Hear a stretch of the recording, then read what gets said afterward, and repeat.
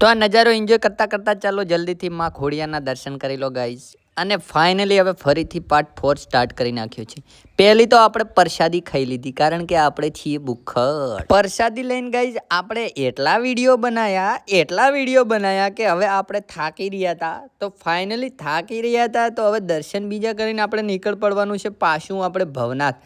તો થોડા બીજા પણ ક્લિકો લઈ લીધી અને આ ક્લિકો એવી મસ્ત લીધી છે કે ગાઈઝ તમને મજા આવશે જ. ફાઇનલી આપણે માતાજીને કરી દીધા બાય બાય અને નીકળી પડ્યા છીએ ભવનાથ જવા માટે. ગાઈઝ આપણે વ્યસન તો નહીં કરતા પણ કોક દિવસ સોપારી મળે તો ખાઈએ છીએ. અને આ માતાજી કેવા ઊભા છે દેખો ખાલી. આ છે પવનચક્કી. આપણે ખુશખુશાટ એટલા માટે થઈ ગયા છે કે કાકો એવા સોંગ વગાડતા હતા માં કસમ. BMW વાળો ભાઈ કે તમે કાકા પહેલા નીકળી જાઓ. તો આપણે ફાઇનલી ખુશખુશાટ થઈને નીકળી પડ્યા છીએ. અને આપણને જોવા મળ્યો ગીલાનો છકડો. ગીલાના છકડાને બાય બાય બોલીને આપણે ખાઈ લીધા ઘૂઘરા.